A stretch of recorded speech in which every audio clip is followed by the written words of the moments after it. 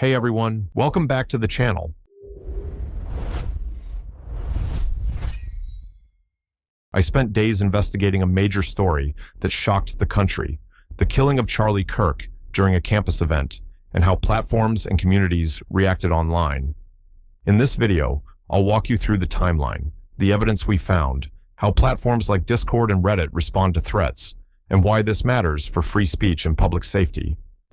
But it wasn't just about the platforms. The reactions from public figures were just as striking.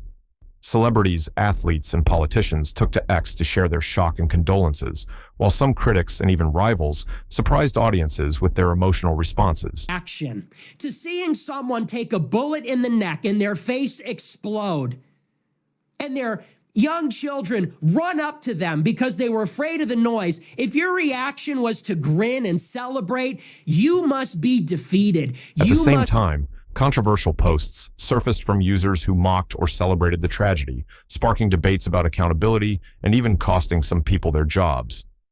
If you value clear reporting that looks at all sides of the story, hit subscribe. Let's begin. To understand why this story matters, we need to start with who Charlie Kirk was. He wasn't just another campus speaker, he was the founder of Turning Point USA, a group that built one of the most influential conservative youth movements in the United States. From talk shows to debates, from rallies to college tours, Kirk positioned himself as a key voice amplifying conservative activism on campus. His sharp style and unapologetic takes made him both a hero to some and a target of criticism to others. That high profile explains why his presence at Utah University drew national attention and why the incident that followed made headlines everywhere. In September 10th, 2025, during an appearance at Utah Valley University in Orem, Utah, tragedy struck. According to police reports, Kirk was shot in front of a live audience. Emergency services rushed to the scene, and authorities quickly identified and arrested a suspect, 22-year-old Tyler Robinson. Charges were filed, and the investigation continues. Let's break down the timeline step by step. 7 p.m. Kirk began speaking at the UCCU Center on the UVU campus. Around 7:15 p.m., shots were fired, causing panic and evacuation. By 7:30 p.m., police secured the suspect, later identified as Tyler Robinson. 9 p.m., the case was officially confirmed as an active homicide investigation. Networks like ABC, CBS, and NBC pieced together these details as the story developed, and press conferences from local police gave the public its first official information. What we know is based on their reporting and official statements, but many questions remain about how and why this happened. The suspect, 22-year-old Tyler Robinson, was identified after police released surveillance images. His own father recognized him, and together with his mother and a family friend, drove him to the sheriff's office, where he surrendered peacefully.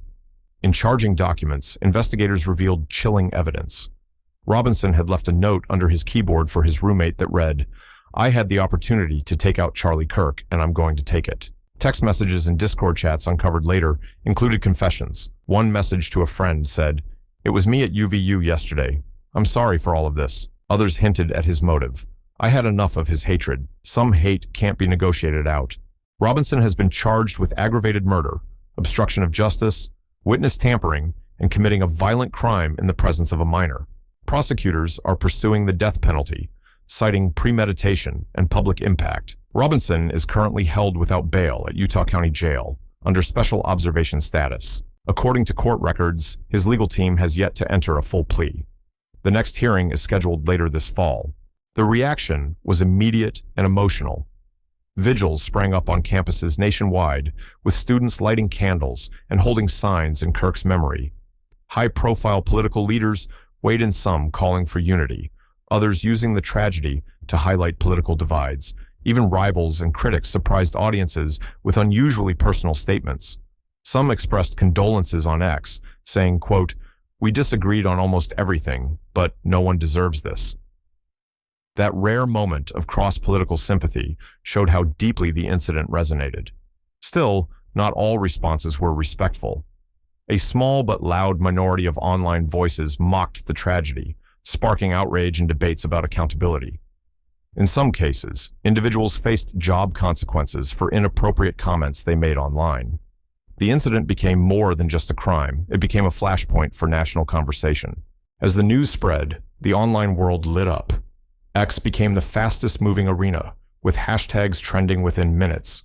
Reddit threads dissected every detail, some factual, others speculative. And on Discord servers, private discussions raised concerns about how easily violent rhetoric can spread when unchecked. What stood out was the mix. On one side, sincere posts about vigils and sympathy. On the other, misinformation, conspiracy theories, and, in some dark corners, open calls for more violence. It revealed how digital platforms now act as real-time mirrors of national trauma, shaping how millions interpret and respond to tragedy. Discord, one of the fastest-growing chat platforms, quickly came under scrutiny. The company's policy is clear: no organizing or promoting violent extremist activity. They claim to use a combination of automated detection and human review to enforce rules. But experts say scale is the challenge. With millions of active servers, not everything gets flagged right away. Investigations into past incidents showed that harmful communities sometimes operate quietly until a major event forces action. Discord insists it removes threats and cooperates with law enforcement, but critics argue more transparency is needed, famously taking action against groups that glorified attacks. More recently, Reddit has tested new tools, like warning users who upvote violent content. Both Reddit and Discord highlight a larger truth: content moderation is messy. Automated systems often overblock harmless posts or miss dangerous ones. Human moderators can't scale to millions of messages per minute, and when platforms do act, content often migrates, reappearing in new communities or on smaller platforms. This constant game of whack-a-mole shows the limits of today's systems. No single platform has found the perfect balance between free speech, safety, and legal risk. Violent incidents involving public figures always spark wider political debate. The Charlie Kirk case was no different. Lawmakers called for tighter oversight of social platforms, questioning whether companies are doing enough to prevent threats. Some hearings already referenced the case, framing it as part of a broader pattern of rising hostility in American politics. Meanwhile, watchdog groups demanded clearer rules and faster reporting pathways for users who encounter violent rhetoric. Whether new legislation comes out of this remains to be seen, but the pressure is mounting. Kirk left behind his wife, Erika Frantzve Kirk, and their 2 children. Erika, herself a longtime conservative activist, was named president and CEO of Turning Point USA days after his death, stepping into her husband's role. At the memorial, Erika shocked many by saying she forgave Robinson, citing her Christian faith. She told the crowd, "Charlie believed in helping young people, even those lost in hate. I choose to honor him by forgiving." Her words drew standing ovations and shifted the tone from anger to resilience. This story isn't just about one man. It's about politics, free speech, and the dangers of rhetoric turning violent. Tyler Robinson's case is ongoing, but the questions raised will stay with us. If you found this investigation helpful, like, subscribe, and share. And remember, if you ever see threats online, report them immediately to the platform and to law enforcement. Links and sources are in the description. I'll keep investigating and bringing you updates as they unfold. Stay safe, and see you next time. From my perspective, Britain is one of the greatest countries in the history of the world. You are the country of Shakespeare, the steam engine, and Adam Smith. You defeated Napoleon, you destroyed the slave trade, you stood up to... They always happen. They can't debate, they can't have conversation, so they'll resort to these tactics. They're going to do everything they possibly can to try to murder this movement because they can't beat us, so they're going to try to take weapons. And no, we're very aware of that. I'm aware of it. We have to have full-time security. This is not a joke. This is who these people are.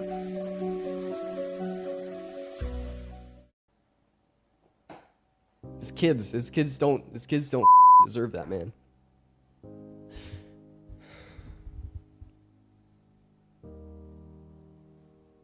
I want to say a few words regarding the terrible murder yesterday of Charlie Kirk, someone who I strongly disagreed with on almost every issue, but who was clearly a very smart and effective communicator and organizer, and someone unafraid to get out into the world and engage the public.